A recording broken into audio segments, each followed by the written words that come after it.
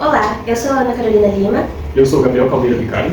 A gente veio apresentar para vocês o trabalho do nosso projeto de informática industrial, onde a gente tem o projeto de um elevador. Nele, nessa tela IHM que a gente tem, que é interface homem-máquina, a gente pode reparar em alguns elementos que a gente colocou, que o Gabriel vai explicar pra gente. Bom, inicialmente, então, da esquerda para a direita, a gente tem ali um painel, onde vai mostrar em qual andar que se situa o elevador. No caso ali, agora ele está parado no térreo. E temos numérico ali o andar, também para facilitar a visualização. E embaixo, vamos ver o velocímetro, que quando o elevador começar a movimentar, vai ter a oscilação da velocidade ali. Embaixo temos onde se regula o peso para nossas simulações, o peso do pessoal que está dentro do elevador. Embaixo, o funcionamento da porta, então nós temos um motor mostrando ali, ele vai alterar a cor quando tiver funcionamento, no caso, desligado. E a porta que também vai se alterar quando ela estiver aberta ou fechada. No meio, então, temos os motores de subida e de descida, que terão a movimentação tanto do motor quanto das setas, para a gente saber acompanhar visualmente como é que está a movimentação do elevador. Um desenho da buzina, no caso a buzina vai ser representada, ela vai mudar de cor, em vez de só um aviso sonoro, no caso, vai mudar a cor para sinalizar que ela foi acionada. Temos o botão de rearme, como solicitado na atividade. E embaixo nós temos um painel de login, que vai constar as atividades que acontecerem durante o relatório, a gente vai comentar mais, mas vai constar quando ativar o botão de emergência, outras situações também. Citando as situações de alarme. Ali complementando sobre as setas, elas vão indicar o sentido de preferência do elevador. E o motor, como explicou, ele vai ficar verde quando o motor for acionado. Do lado dele, dos motores, a gente tem sinalizadores de alarme, onde a gente tem desmagamento, detector de presença e excesso de peso. Quando o alarme for acionado, os botões, os sinalizadores vão ficar vermelhos. Ali a gente tem agora dois painéis, o interno e o externo, que são representados como se fosse o interno do elevador e os botões externos do elevador.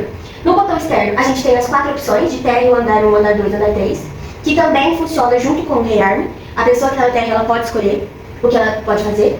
E no painel nosso externo, ele tem um sinalizador de excesso de peso, para as pessoas que estão dentro do elevador saber que o elevador não pode mais andar porque foi atingido o excesso de peso, que alguém tem que sair. E a gente tem também um botão de emergência. Se alguma coisa acontecer, se o elevador parar ou se alguma emergência acontecer, os passageiros podem apertar o botão de emergência para poder acionar e parar o elevador. Embaixo, por último, a gente tem o gráfico de tendência, onde ele tem as variáveis de distância inferior e distância superior, que é a distância entre o final do piso, entre o próximo piso. E a gente também, nesse gráfico de tendência, colocou a velocidade para ser comparada em tempo real. Então agora a gente vai começar a fazer, essa foi a nossa introdução, nossa apresentação, e agora a gente vai começar a fazer os roteiros dos testes. Vamos começar agora o teste número 5 do nosso roteiro. Então, o nosso teste número 5 consta, o nosso objetivo é ver a questão de múltiplas chamadas em direções opostas. Então nós vamos testar o código quanto a essa funcionalidade. O que o teste diz? Nós vamos estar então na situação do térreo, inicialmente, onde entrarão 2 passageiros. Esses 2 passageiros, após entrar, internamente solicitarão o segundo e o terceiro andar nessa ordem. Então eles vão solicitar para subir. Durante esse início de solicitação, na hora que a gente estiver começando a deslocar o elevador, teremos a solicitação externa do primeiro andar, onde uma outra terceira pessoa entrará. Então nosso elevador já terá deslocado, então ele vai subir até o nosso segundo andar, pegar o nosso passageiro do segundo andar. Tanto do segundo quanto do terceiro andar querem ir para o térreo. Então o que ele vai fazer? Até por nossa ordem de preferência, ele vai subir até o terceiro andar, vai pegar o passageiro do terceiro andar e vai começar a se deslocar para pegar o primeiro andar, que já solicitou também. E nesse momento, quando pegar o segundo andar, ele já vai solicitar o térreo, porque ele vai para a descida. Então, assim que pegou o terceiro, vai começar a deslocar para a descida, vai pegar o primeiro andar, que vai solicitar para o terceiro andar. E aí, como o térreo está mais próximo, vai descer até o térreo. O térreo vai deixar as outras 2 pessoas que já estão solicitadas para descer lá, e novamente vai retornar ao terceiro andar para deixar o nosso último passageiro, onde o elevador ficará parado neste caso. Exatamente. Uma coisa importante que, além da distância ser menor, para ir para o térreo e para o terceiro, a gente colocou uma prioridade para essa questão do sentido de direção, que se o elevador já está subindo, ele se mantém subindo, faz todas as chamadas do subindo, e se ele está descendo, ele já faz todas as chamadas que estão descendo. Por isso que quando ele está subindo, ele pega o 2 antes do 3, isso faz com que ele diminua tempo de serviço, isso faz com que gaste menos energia, isso tem muitos benefícios para o dono do elevador. Então ele está subindo, ele pega a pessoa do segundo antes do terceiro, porque já vai subir, pega a pessoa do terceiro, começa a descer, pega a pessoa do primeiro, então como ele já está descendo, ele vai continuar descendo, pega a pessoa do térreo, e aí ele muda a preferência de novo. Então agora a gente vai testar isso.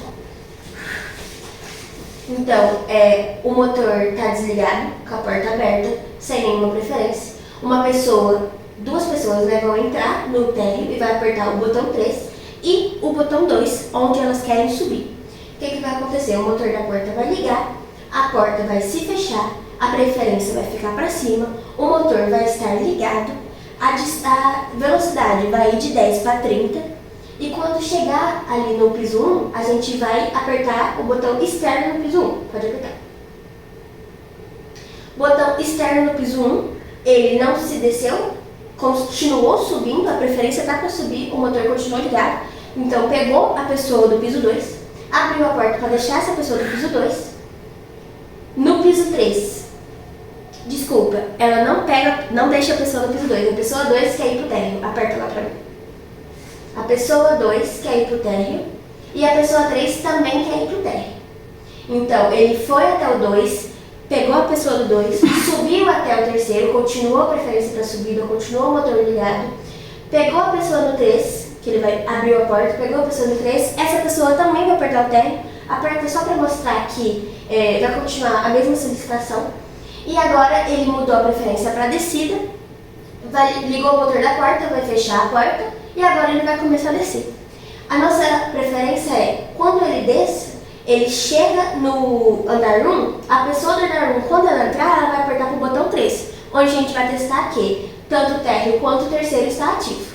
Então, chegou no andar 1, está diminuindo a velocidade, diminuiu para 10, agora vai diminuir para 0 e abriu a porta.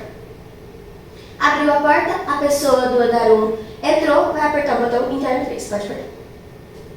Apertou o botão externo do piso 3, interno, desculpa. Então continuou a preferência para descida, que isso é muito importante, porque vai buscar a pessoa no térreo. Porque se a gente não colocasse para a pessoa no térreo, ele ia voltar para o 3 de novo, que ia ser muito custo, como eu expliquei, de tempo, custo de dinheiro, custo de funcionalidades. Então ele vai subir, em vez de subir para o 3 e descer de novo para o térreo, como ele já está ali, ele vai descer para o térreo, vai deixar a pessoa do 2 e do 3 que escolheu isso, vai abrir a porta, as pessoas desceram, a preferência agora vai ser subida, vai ligar o motor da porta para fechar e vai lá buscar a pessoa no 3.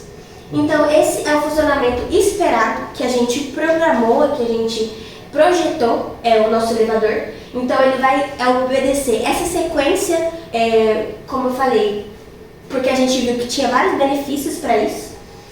E ele vai voltar a funcionar sem nenhum travamento, com uma ordem de preferência, sem estar duas direções ligadas, que internamente, quando ele está no 2, tanto o botão 1 quanto o 3 estão ligados. Então ele tem preferência tanto de subida quanto de descida. Então a gente escolheu como ele deveria se comportar. E com isso a gente está mostrando nessas setinhas qual que é a preferência que a gente escolheu. Foi para o 3, depois foi para o 1, e no 1 novamente o térreo e o terceiro estavam ativos, mostrando de novo direções opostas de preferência de subida e descida. Onde a gente também programou para que ele não trave.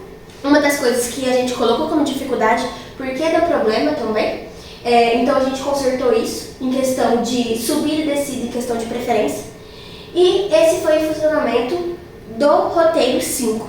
Finalizamos da forma que solicitou, no terceiro andar, parado, velocidade encerrada, a porta aberta e o motor da porta desativado.